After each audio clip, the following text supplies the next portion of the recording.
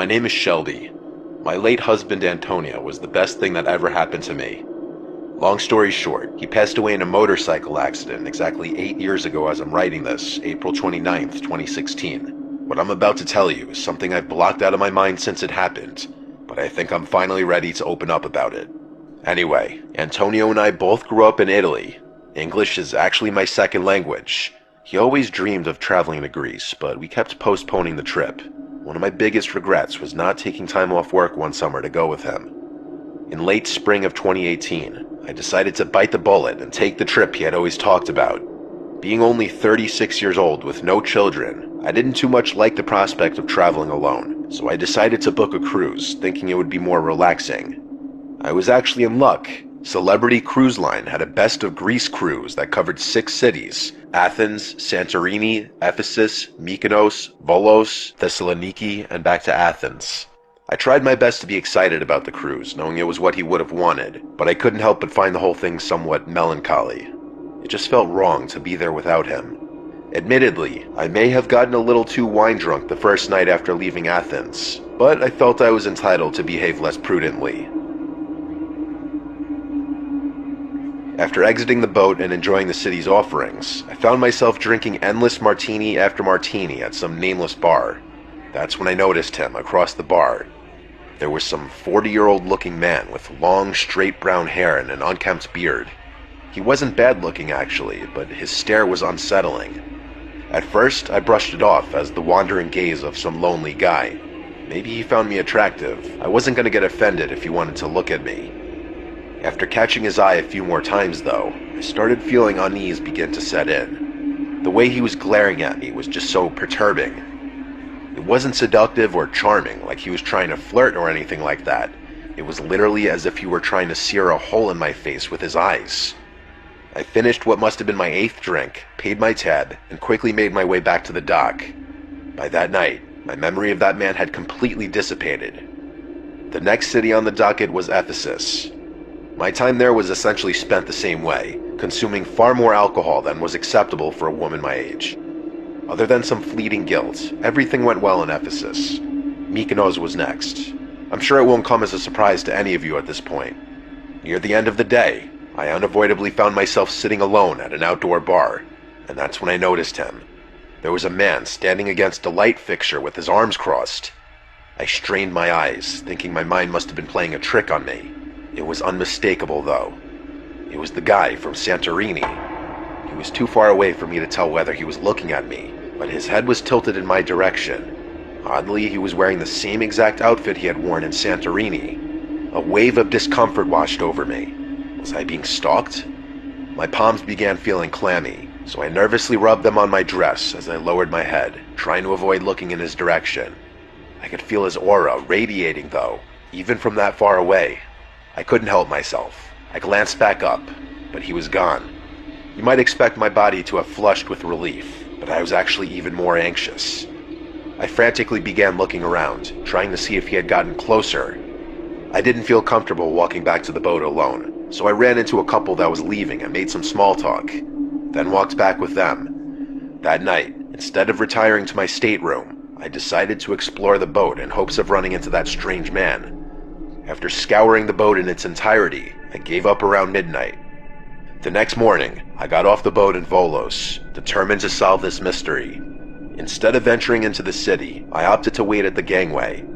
I watched painfully for an inordinate amount of time as person after person made their way off the ship. I didn't miss a single one, but he wasn't one of them. Frustrated, I returned to the ship and spent the rest of the day by the pool. Thessaloniki was the last city. As much as I dreaded it, I had to reconcile the fact that I'd be wasting my vacation if I stayed on the boat. So, reluctantly, I got off the ship and tried to enjoy the city. Feeling superstitious, I thought it might be best to avoid bars and alcohol this time around, which I did. Instead, I wandered the streets aimlessly, admiring the architecture and enjoying the weather. And then, as if on cue, there he was again. He was a few streets down in the middle of the road, with his arms at his sides. Instead of being afraid, I felt a huge rush of adrenaline-induced confidence start to pour in. I yelled out to him and began walking in his direction.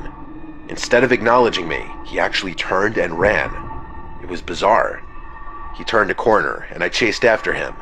I made it to the corner and barely saw him run down another street, and I sprinted to follow him. I turned the same corner, and he had disappeared. Nowhere to be seen, like he had evaporated out of existence. I couldn't sleep that night. I was relieved when the ship pulled into Athens, but once I made it back home, I couldn't shake the nagging feeling of that man that was weighing on my mind. I whipped out my laptop and started doing research. I wasn't quite sure what to even look for, but I thought recent police reports were a decent place to start. After having no luck, I stumbled upon some missing persons advertisements. I scrolled through page after page, and then I found something. There, in the middle of the page, was a missing person ad for a guy who looked almost identical to the guy who had been following me. I stared, frozen in shock. What was even more disturbing, though, was his name. He had the same first name as my Antonio, which was a cruel coincidence. The very first thing I did was call the police and report my sightings. The operator thanked me for my assistance and put me on hold.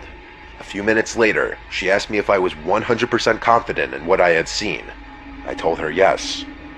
After an uncomfortable pause, she went on to say that they had actually closed that man's case just over a month ago. Apparently he had been found dead in a boating accident off the coast of Parga, Greece. What's more sinister, though, is the date of his confirmed death was the exact month and day of my husband's passing, just 2 years later. I hung up the phone, literally shivering. I don't think I've ever been more terrified than I was at that moment. I began feeling dizzy, questioning if maybe I was going crazy, like had I imagined everything. Suddenly, another wave of realization slapped me in the face. The only city I hadn't seen him in, Ephesus, was actually a city in Turkey, not Greece. I'm not a believer of the paranormal, but I've spent hours trying to rationalize my sightings, and no conclusion I reach makes sense. My niece Maria had her wedding in Athens last summer, though, so I had no choice. And like clockwork, there he was again. I only saw him for a split second this time, standing in that same outfit by the bar, head pointed in my direction. To be completely honest with you, there were so many drunk people there that I might have imagined it. Either way, I vowed to never step foot in Greece again.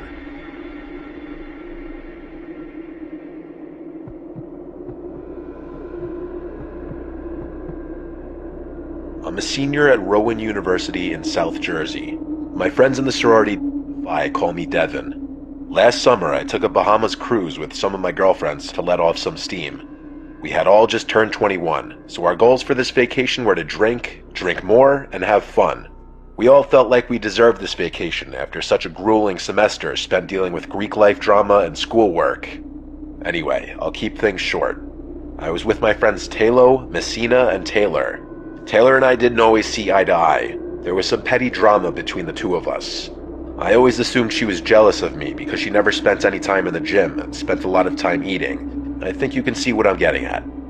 Anyway, I was really close with Talo and Messina, so I figured things would be peachy. The cruise line we had booked was Carnival, and it would be going to a couple of Bahamas islands before returning to New York City. The boat pulled into literally the first destination, called Paradise Island. Long story short, all four of us were really wasted at the bar, laughing and flirting with guys so they'd buy us drinks. It was actually really fun. At one point, Messina asked me if I would grab her a drink, so I did. I went up to the bar, ordered the drinks, and waited. Messina followed me to grab hers. The drinks came out, but I really wanted to take a selfie with her before we went back to our table. I pulled out my phone and took a couple selfies with the drinks. Just then, Talo called Messina over, and being as drunk as she was, she went bounding off without me, leaving her drink behind. I didn't want someone to steal her drink, so I put my phone on the bar and grabbed her drink with my other hand. With both drinks, I made my way to where they were sitting and made fun of Messina for being so forgetful. Pretty soon after that, we had to start making our way back towards the boat. The literal second the boat pulled away, I started frantically searching for my phone. I felt like such an idiot. I had left it at the bar. I started crying, knowing this would for sure ruin our trip. I wanted to jump overboard for losing my phone on the first day of the cruise. I pulled out my laptop to try and locate my phone's location. To my surprise, it wasn't on the island, but it was actually showing up as somewhere on the boat. It was hard to pinpoint exactly where its location was, but I was relieved to think that someone must have found it and returned it to the lost and found or something. I went up to Lost and Found, but they said no one had turned a phone in. Any relief I had was completely gone now. Why would someone take my phone if they weren't planning on returning it? I went back to my friends and cried about it again. Taylor told me not to worry about it, and that I should just try enjoying the trip as best I could. So that's what I did. I didn't think about it for a whole day, which I was really proud of. You never realize how much time you actually spend on your phone. I kept going to take selfies or check social media, only to realize I had no way of doing so. The next day though, while I was in the very front of the boat, I pulled my laptop out of my bag to check my phone's location just out of curiosity. To my surprise, it was almost right on top of me. I started looking around, but there were so many people. Any one of them could have had my phone. I told my friends this, and they seemed as shocked as I was. All except Taylor. It looked like she was trying to hold back laughter. I started getting really annoyed when I noticed she found my situation funny. A few hours later, we found ourselves in the arcade at the back of the boat, messing around with the childish games and whatnot. Again, I pulled out my laptop, and once more, my phone's location was basically on top of me. Now I was furious. Whoever had my phone was following me around the boat. It had to be Taylor. That fatty thought this whole thing was a big joke. I confronted her, showing her proof on my laptop. She insisted that she had no idea what happened to my phone, and it wasn't her fault that I was so stupid that I couldn't keep track of it. We started yelling at each other, and I said some pretty mean things. I made her empty her pockets and her purse, which she reluctantly did. My phone wasn't anywhere in sight, though. She called me an idiot again, smirking to herself. I stormed off by myself, tears streaming down my face. I spent the rest of my day in my room and refused to do anything with Taylor for the rest of the night. The next 2 days went by really fast. I refused to hang out with Taylor the whole time, and instead spent both days by myself, randomly checking my phone's location out of desperation. When I got back to my room that night, I noticed something weird. There was an envelope lying on the ground, like someone had slipped it under the door. It was a handwritten letter. I started reading, and I felt disgusted. Some random guy named Bart Vakinski had supposedly found my phone unlocked, went through it, realized how attractive I was, and wanted to confess his love for me. The letter was really short, but I felt utterly grossed out. Some creep had full access to my phone and knew what room I was staying in. I wanted to cry. I reported this to the crew's security team, hoping they'd be able to do something about it. Unfortunately, they were useless. The good news was that loser Bart didn't try to contact me again, and the cruise ended. Taylor and I made up, and the four of us parted ways. I wish I could tell you the story ended there, though. That same night, after my dad drove me home, I was up late watching reality TV on my laptop. That's when it hit me. Why not check my phone's location now? I was kicking myself for not having thought about that sooner. I pulled it up and waited for it to load. I stared in shock as I realized the little blue dot was showing up right on top of my house. My blood ran cold. I screamed, waking my family up. My dad burst into my room, realized what was going on, and sprinted outside in his bare feet, brandishing his hunting rifle. I followed close behind. My dad fired a shot into the air and screamed at the top of his lungs. And just then, some guy jumped our side gate and sprinted down the street. My dad hesitated before deciding not to follow him. I was mortified. My dad and I made our way around back, and the scene was horrific. One of my dad's backyard ladders was leaned up against the side of the house, directly underneath my bedroom window.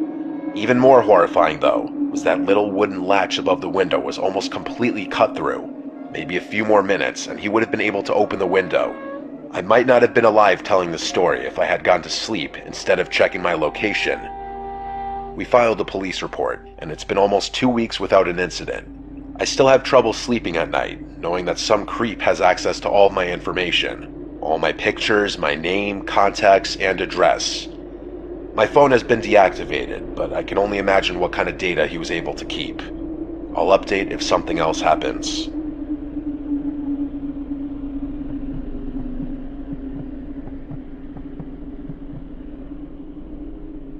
This might sound odd to some of you, but I've always dreamed of being a bartender on a cruise ship.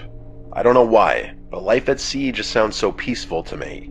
Plus, I guess what you'd call a social butterfly, and the people you meet on cruise ships always have the most fascinating stories. A few years ago, I made that dream a reality. As a cheerful woman in my mid-20s with a couple of years of bartending experience tucked under my belt, I breezed through the interview process. Royal Caribbean welcomed me as a bartender, and things were off to a great start. I won't bore you with the irrelevant details about my tenure, but you should know that this position came with lots of travel, sometimes too much. After just 2 tours, I interacted with 3 times the amount of people that I had working at my local bar for 2 months. The influx of people was overwhelming, but that's one of the reasons I vied so adamantly for this job. This story takes place during my 3rd tour, a 12-night transatlantic cruise from Miami to Portugal and Spain. It was a long one. We'd be at sea for 5 days straight. There was a silver lining though. I'd finally be back in Europe, and Royal Caribbean might let me take a week or 2 to return home to Lyon. To preface, I know how to hold my own against drunk, overly flirtatious men buying drinks from me, handsome or ugly, old or young. I always worked nights, so that's just part of the trade. During this particular cruise, one customer stood out from the rest though. This tall, attractive 30-something-year-old kept catching my eye. Night after night, he'd find a seat at my bar, nursing his drinks slowly. Eventually, we struck up conversation about each other's lives, and he was always the last customer to leave the bar at the end of the night. For the first time in a while, I started looking forward to those late nights when Sebastian would hang around my bar. I could tell there was some depth behind those light green eyes. A sorrowful look seemed etched into his features. The 3rd night, I got him to open up about it, and the story was downright depressing. He reluctantly told me about his troubled marriage, pausing often as if weighing each word.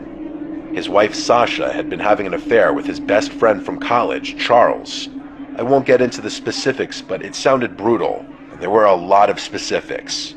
He literally told me their full names as if he had been waiting to vent to someone about this for years. He went on to tell me that he had boarded the cruise alone, hoping the vastness of the sea would help him forget his pain. I honestly didn't know how to react other than continuing to fill his glass. The night before we were scheduled to dock in Ponta Delgada, he expressed his gratitude for my company and listening ear. "You've made this trip bearable," he admitted. "Let me buy you a drink to show my thanks." This wasn't the first time I'd been offered a drink, but this time was different. I felt a genuine connection with this man, and it seemed unfair what he had gone through. I obliged, telling him I was happy to have helped him through such a difficult time. Normally, I'd pour my own drink, but he insisted on doing it himself, saying it was the polite and fair thing to do. I should have maintained professional boundaries, but his insistence combined with his apparent vulnerability persuaded me otherwise. Reluctantly, I agreed, and invited him behind the bar, a decision that might have changed my life. He mixed the drink, his hands steady, and handed it to me with a small, sad smile. The drink tasted fine, but within minutes, a heavy drowsiness clouded my senses. I tried to grasp the edge of the bar for support, but everything went black as I succumbed to the unexpected wooziness. I didn't even have time to scream. When I awoke, the sight before me was terrifying. I was in my own room, but the place was in disarray. It looked like a tornado had ripped through it. Panic surged through me as I realized I was tied to my own bed with a towel shoved down my throat. A wave of relief washed over me as I concluded that my clothes were all still intact, untouched. An hour later, room service found me and freed me. It had been a full day. We were already pulling out of Jamaica. I was more angry than anything else. How could I have been so stupid? I had fallen for Sebastian's charming ploy, and he had taken advantage of my sympathetic nature. I doubted Sebastian was even his real name. My suite, as I already said, was utterly trashed. My jewelry, phone, and my personal belongings were all gone. The safe was wide open, its contents vanished. My suitcase had also disappeared. The cruise ship's security team made a massive deal over this. Not to the passengers, obviously, but amongst themselves. They reviewed the footage, only to discover that that guy had disembarked early in Ponta Delgada, not returning to the ship. The crew had no choice but to leave him behind when he didn't show up to the gangway at departure time. They urged me to keep my mouth shut about all of this, telling me not to go to the public. They offered me substantial compensation and promised me they'd find him eventually. After all, he must have used a passport to book the cruise. In the weeks after the cruise, they contacted me and filled me in on what their search turned up. Because the crews hadn't actually returned to the States, it was a nightmare trying to contact American police and give them details on the crime and the perpetrator. Portugal was a little more compliant, conducting at least a semblance of a search. But even I knew there was no way Sebastian was still in Portugal. The United States eventually did get involved, launching a full-scale investigation. The identities that man had used were all real. Real passport, real name, real address, real everything. They went to his supposed place of residence first. The landlord told them that Sebastian had moved just over a month ago, leaving nothing behind. The landlord did have a personal phone number of his, but that was of course disconnected. The police looked for any property in his name, but there was nothing. His criminal history was also suspiciously clean. The guy had never even gotten a parking ticket. The police went to his previous jobs, all of which gave the same story. The only address they had was the one he left, and the only phone number they had was the one he had disconnected. I was furious. They literally had his full identity. There must have been something more they could have done. I couldn't help but blame myself for this whole ordeal. You might think things ended there. You'd be very wrong. I took an extended leave from Royal Caribbean, hoping to distance myself from the whole thing. Unfortunately, the situation only escalated. About a month later, I received the first one. A blank envelope was left in my apartment with a single photograph inside. It was me, walking to my car after doing some grocery shopping. I wanted to scream. A week later, I got the second one. A candid shot of me shopping at the mall. At first, I tried ignoring the pictures, but they just kept coming. The envelopes came one after another, each one a picture of me, unaware of the camera. Each picture felt like a taunt, a reminder that he was still out there, watching me. I can't describe the terror I lived with during these weeks.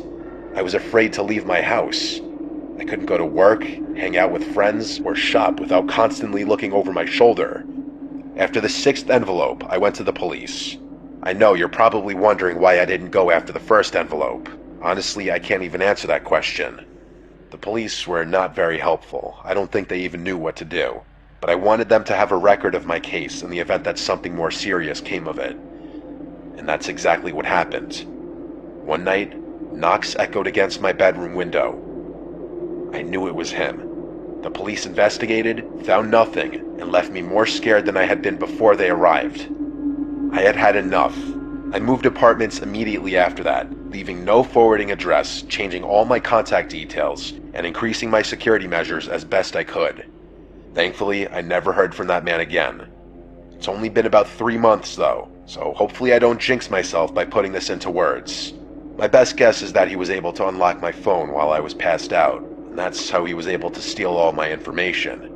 The worst thing about all of this isn't everything that was stolen, or even the fact that my whole life was uprooted when I changed apartments. The worst thing about this situation is that I'll never aspire to work on a cruise ship again. I don't even know if I want to keep working as a bartender. It's crazy how quickly a lifelong dream can turn into a nightmare.